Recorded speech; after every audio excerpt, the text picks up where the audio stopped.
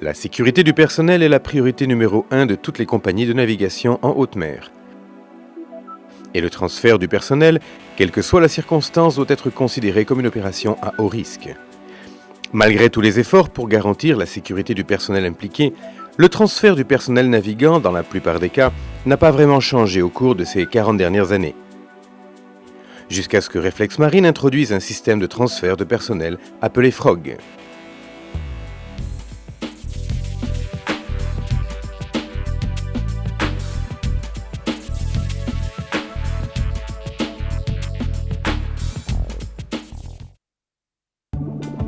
Le transfert de personnel navigant est une opération inévitable lorsqu'on travaille en haute mer.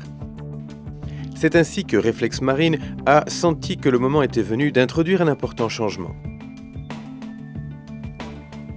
Le FROG a été conçu avec un centre de gravité très bas, une parfaite flottaison et un châssis de protection en acier inoxydable, ce qui rend l'unité extrêmement résistante et stable et lui garantit une excellente flottaison avec l'aptitude de s'auto-redresser si elle vient à être immergée. Les passagers sont équipés de protection contre les chutes, lésions cervicales, impacts verticaux et latéraux grâce aux sièges anatomiques montés sur une plateforme sur ressort et équipés d'harnais à 4 points d'ancrage. Les 3 pieds d'appui fournissent également aux passagers une protection supplémentaire contre les impacts et sont de surcroît antidérapants. La base du trépied facilite la pose sur un navire en mouvement ou sur des surfaces irrégulières. L'unité a été soumise à de nombreux tests d'impact et de simulation de vagues. La conception a reçu l'agrément du Bureau Veritas et de l'autorité norvégienne de certification, DNV.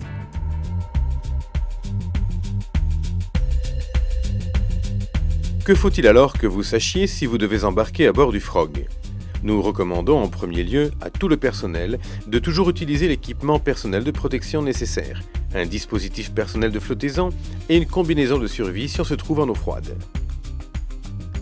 Avant tout transbordement, tous les passagers doivent être instruits à propos des procédures de fonctionnement du FROG et de toute autre information nécessaire. Le personnel de pont vous fera savoir le moment de prendre place à bord de l'unité. N'approchez pas l'unité avant qu'on vous y ait autorisé. Faites attention, en entrant et en sortant de l'unité, à la position des câbles et des sangles afin d'éviter de vous emmêler. Chaque angle du FROG a été conçu pour recevoir des bagages. Placez solidement votre sac dans le filet. Chaque passager peut embarquer jusqu'à 20 kg de bagages à main. Vous pouvez maintenant vous asseoir et attacher vos ceintures. Prenez votre temps, il convient de le faire correctement pour une totale fiabilité. En premier lieu, fixez le crochet en acier inoxydable. Pour garantir l'ajustement optimal autour de la ceinture et des épaules, il est important de serrer en premier lieu les ceintures du bas et ensuite celles du haut. L'unité est équipée d'une main courante pour une plus grande sécurité et pour votre tranquillité. Faites savoir au personnel présent sur le pont quand vous êtes prêt et celui-ci s'assurera que vous êtes, vous et vos bagages, convenablement attachés. C'est le moment de s'asseoir, de se détendre et de profiter de la promenade. Il est possible que vous perceviez un peu de mouvement dans le siège au cours de la montée.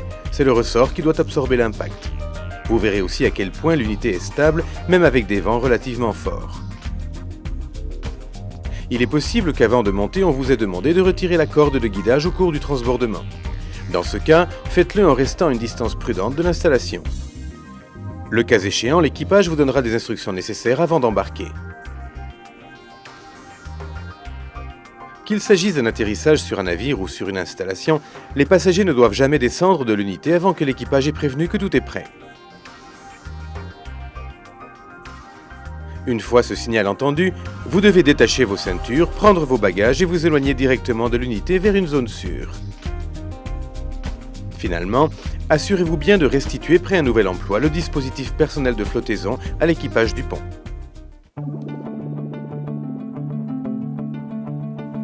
Comme au cours de presque toutes les opérations de sauvetage potentiellement dangereuses en haute mer, la sécurité du personnel peut être renforcée en grande mesure par le biais de la planification systématique rigoureuse avant le transbordement. Les conditions climatiques et les risques spécifiques doivent être déterminés. À cette fin, Reflex Marine fournit un registre utile du transbordement.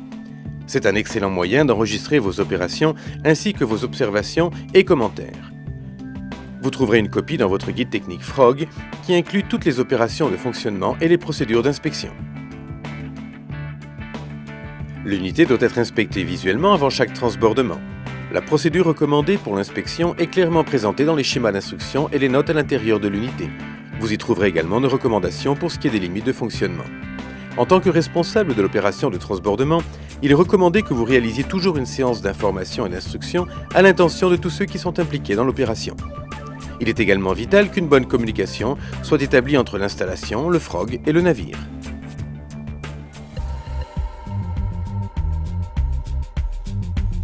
En tant que grutier expérimenté, vous avez été entraîné pour mener à bien des opérations de levage en toute sécurité. Au moment de lever, de descendre ou de poser le frog, votre vigilance doit être identique à celle que vous avez eue lors d'autres opérations de transbordement de personnel.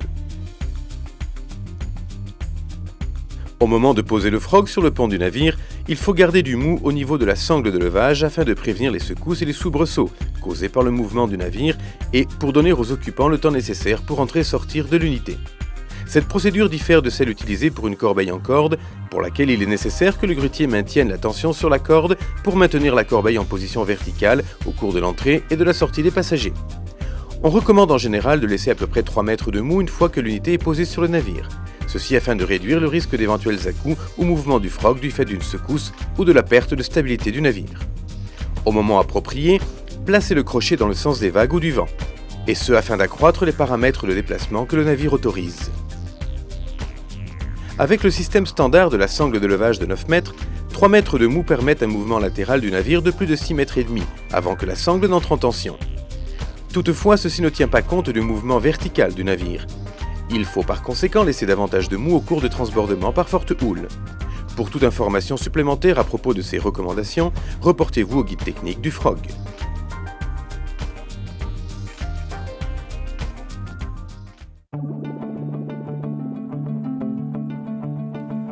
Pour le personnel de pont, il est important de s'assurer que le superviseur les a instruits de manière complète et qu'ils sont bien au courant de toutes conditions spéciales ou risques associés au transfert de personnel. En premier lieu, assurez-vous bien que tous les passagers sont pourvus de leur équipement de protection spécifique, des gilets de sauvetage et qu'ils utilisent des combinaisons de survie lorsque c'est nécessaire. Relâchez ensuite les harnais à 4 points d'ancrage et vérifiez qu'ils ne sont pas emmêlés. Ils doivent être prêts pour les passagers. Quand vous êtes prêt, accrochez le crochet de la grue et assurez-vous que les sangles sont en position sûre avant que les passagers n'entrent à bord de l'unité.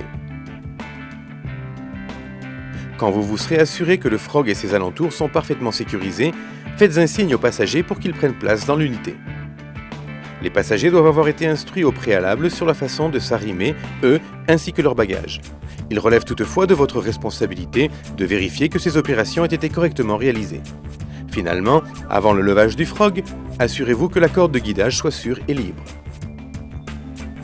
Vérifiez une dernière fois que tous les passagers sont en bonne position et faites signe au grutier pour autoriser le transfert du frog.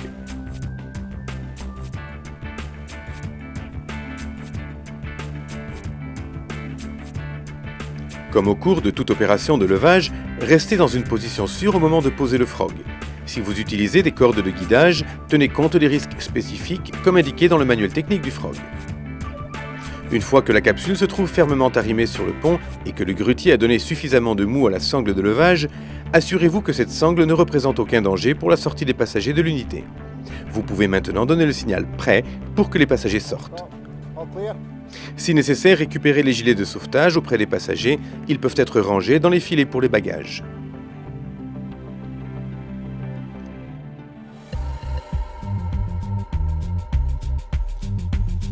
La conception unique du frog permet de le transformer en panier d'évacuation, permettant le transport sûr de malades ou de blessés grâce à un brancard fixé de manière sûre à l'intérieur du panier. Avant de faire passer le panier en mode brancard, consultez le manuel technique du client, vérifiez les règles à suivre et suivez les instructions qui se trouvent à l'intérieur du panier. En premier lieu, retirez les panneaux de flottaison clairement marqués B et C en retirant les boulons. Ces deux panneaux peuvent maintenant être fixés à l'extérieur de l'unité. Soulevez-les en utilisant les manettes sur les côtés.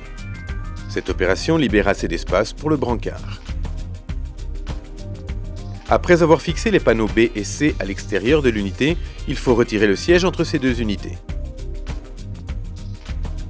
Dévissez partiellement les deux boulons inférieurs et celui du haut, et de cette façon le siège peut être retiré facilement.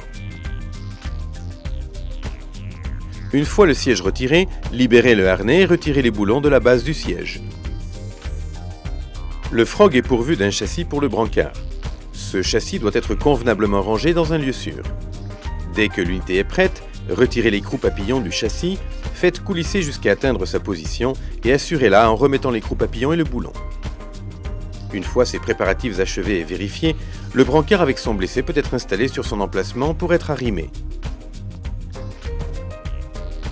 Le châssis du brancard dispose de sangles prévues à cet effet. On recommande qu'au moment de soulever le brancard pour le mener vers le Frog, il y ait 2 personnes de chaque côté du brancard et une autre au niveau des pieds. Faire coulisser le brancard en commençant par la tête. Le brancard peut dès lors être fixé en utilisant les sangles du châssis. Introduisez les sangles à travers les trous du châssis. Placez la sangle à travers les poignées de chaque côté du brancard. Puis, passez à nouveau les sangles par-dessous, fixez et serrez fermement. Un médecin ou un autre membre de l'équipage peut maintenant utiliser un des sièges restants et le transfert peut s'effectuer en toute sécurité.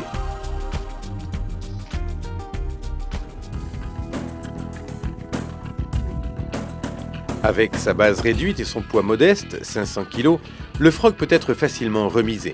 Il n'est pas nécessaire de disposer d'une structure apte pour des charges élevées.